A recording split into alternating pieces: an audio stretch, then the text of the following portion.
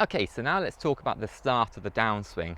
Now this area is key. This is where the TPI have done studies, and this is where they find that the similarities tour pros have to what amateurs are not doing. Okay, so they're finding that tour pros go into the top, they're starting the swing with their lower body, whereas amateurs are starting with their upper body. So that's the one big difference they found between the lower handicap golfers or touring professionals to the sort of higher handicap golfers. And it's called actually the kinematic sequence. So it's how we sequence our lower body to create the power up here.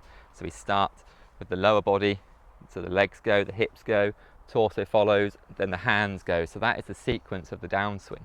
So we're going to talk about how we start this downswing position. So we've got our hands up nice and high in our backswing. We've got this good hip rotation. We've turned onto our right side. To start the downswing, you now want to be moving your weight into this front foot.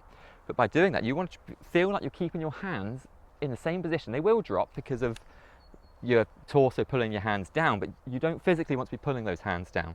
So hands at the top. We're now turning our hips and we're moving our lower body onto our front foot. And that is the initial part of the downswing. So hands are up nice and high. So we're now turning our hips, forcing my weight into this left leg. Okay, I'm actually feeling like I'm pushing. Imagine there's something under my left foot, like a whoopee cushion or something, that I'm literally trying to push down. Okay, so I'm pushing that whoopee cushion down in my left foot, really turning my hips to target. You'll notice how me just turning is bringing the club down. Okay, a couple of pointers here. You want to feel like your right elbow is coming into your side. You still want to be holding onto your hinge. Okay, so we're still holding onto our hinge. Right elbow is coming into the side. We're not dragging it in, it's staying wide, but it is working towards my right pocket. So that is the initial part of the downswing. We're just going to run through those in pointers for you, just to make it nice and easy to work through. And I'll show you down the line as well. So we're taking it to the top of the swing. So now we're starting our downswing by rotating our hips, so turning our hips to the target. Think of your belt buckle, so turn your belt buckle to target, pushing down in that left foot, sorry, the foot nearest to the target. So push down in that foot nearest to the target.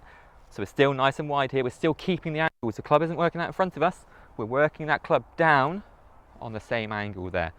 So you're starting with your hips, rotating your hips, pushing down into that left foot, holding the angle of the shaft.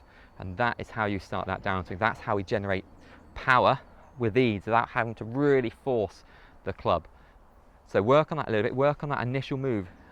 What I find with golfers when I work on this, first of all, is they actually really struggle to differentiate the hips to the shoulders.